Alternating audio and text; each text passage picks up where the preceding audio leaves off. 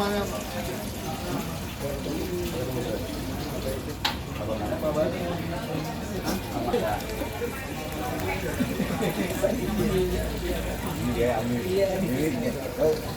tisanya Abang Nyong.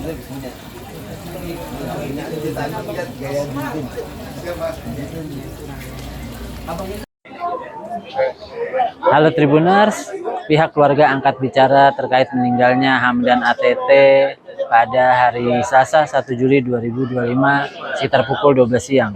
Aisyah, anak dari Hamdan ATT, menyampaikan bahwa ayahnya meninggal dunia di rumah pada pukul 12 siang. Meninggalnya Hamdan pun begitu mudah dan juga tidak mengalami kendala ataupun sakaratul maut. Hamdan ATT meninggal dunia dengan lancar seperti tertidur dan tidak ada hambatan.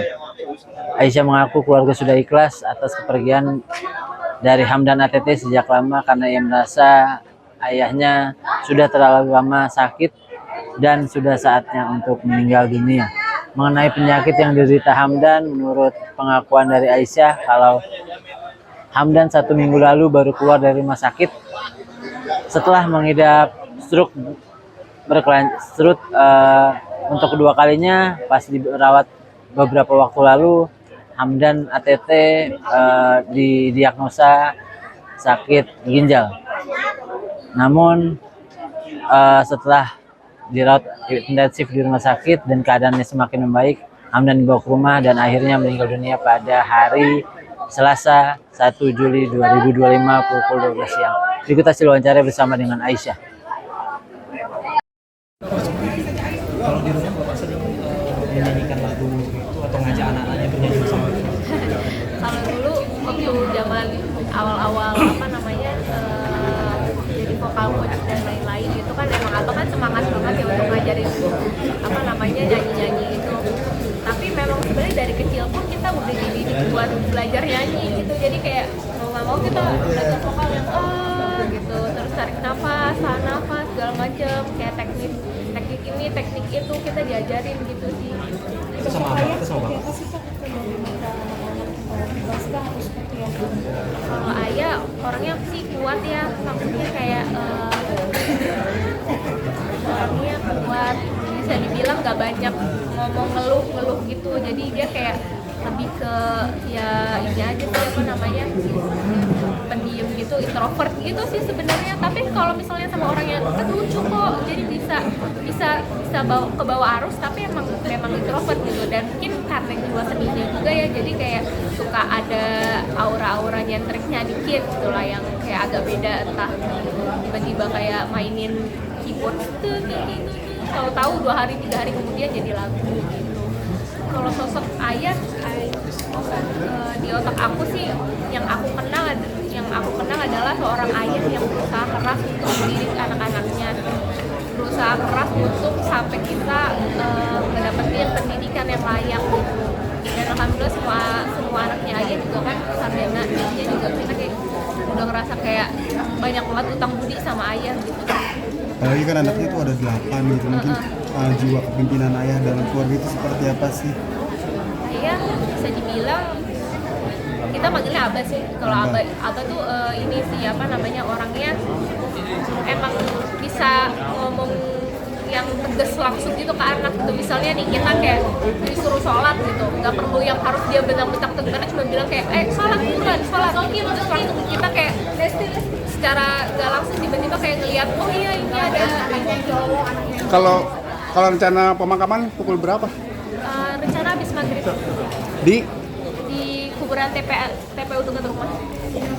Jam berapa kan untuk rencana dimakamkannya Kak? Rencana dimakamkannya habis maghrib, kita belum tahu sih jam berapa karena masih nunggu kakakku yang dari cerita.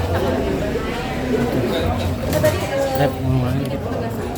Benar nggak sih menghabiskan nafas terakhir ketika di rumah? Betul, jadi menghabiskan napas terakhir itu jam 12 siang. Jadi ketika aku lagi di luar, aku dikabarin, diceritain gimana kondisinya saat napas terakhirnya terhembus itu. Katanya ayah tuh kondisinya dalam keadaan yang benar-benar tenang gitu. Jadi begitu dicabut nyawanya pun kayak hembusan nafasnya kayak gitu. Jadi kayak lega gitu aja, kayak tidur lah gitu. Jadi aku ngerasa kayak mungkin ini jawaban dari doa aku, karena aku kan selalu berdoa, ya Allah jika memang ayahku udah harus diambil, aku minta tolong dalam keadaan yang jangan sesakit-sakitnya gitu, tolong seminim-minimnya rasa sakit gitu. Mungkin ini jawaban dari doa aku, udah waktunya ayahku berpulang, udah cukup waktunya aku berbakti sama orang tua. Mungkin tinggal dari doa aja sih yang bisa aku lakuin gitu.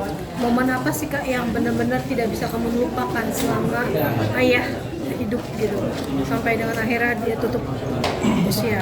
Ayah itu kalau sama anak-anaknya ya, pendidikan itu kan nomor satu ya, pasti mau kayak gimana pun diusahain gitu. Kayak anaknya misalnya harus butuh biaya SPP segini sekian bulanan gitu, sekolah ya dia bakal cari kerja gitu, nanya ke temennya kayak ada job nggak apa-apa gitu segala macam gitu. Jadi emang usaha banget. Jadi emang ayah itu sosok yang bertanggung jawab, panutan banget, dan kayak kita juga ngerasa orangnya soleh sih, masya Allah.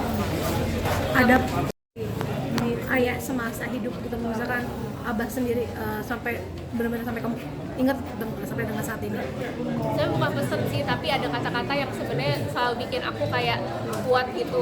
Ayahku tuh suka bilang, Kak, mungkin kan ayah meninggal di rumah gitu. Sebelumnya sudah berada di rumah itu udah berapa lama?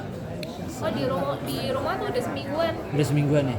lebih deh kayaknya. Nah terakhir itu kan sempat dirawat rumah sakit itu kalau nggak salah sakitnya karena apa? Mungkin kambuh lagi kah? Karena ginjal, iya. Oh, memang. ginjalnya. Jadi memang perawatan ginjal sekarang. Jadi kan kalau kemarin itu stroke berulang ya. Iya, iya. Tapi ternyata juga ada Ginjalnya masalah kena. ginjal gitu. Oh. Jadi memang sudah komplikasi juga sih. Kemarin juga jantungnya juga sempat ada pembesaran juga. Tapi kita pikir masih aman lah gitu segala macam. Dokter juga masih boleh rawat jalan. Kemarin juga sempat kontrol ke dokter juga bawa hasil labnya. Dokter juga ngelihat kayak oh ini masih bisa rawat jalan gitu. Jadi ya udah rawat jalan. Jadi kita pikir aman-aman aja gitu. Berarti kalau dari diagnosa dokternya meninggalnya penyebabnya karena komplikasi Atau mungkin karena ginjal tuh atau aja. ginjal tuh aja? Nah itu kalau itu aku kurang tahu deh diagnosisnya. Kakakku sih yang tahu yang pastinya. Nah ini kan bisa dibilang ayah menghembuskan nafas terakhir dengan didampingi oleh keluarga besar. Gimana nih Kak melihat yang begitu jalannya sangat mulus sekali ayah berpulang? Kita sebenarnya udah ikhlas gitu, kayak udah mengikhlaskan ayah gitu, karena ayah kan udah berjuang dari 2017 sakit stroke pertama, terus stroke berulang ke 2024 gitu. Itu kan suatu hal yang berat ya, maksudnya buat kita mungkin kayak cuma ngebantu doang gitu, kita nggak tahu rasanya jadi dia kayak gimana gitu. Itu kan perjuangannya dia luar biasa banget ya, jadi kita ya gitu sih. Tapi kayak hari ini juga banyak teman-teman dari ayah yang datang gitu,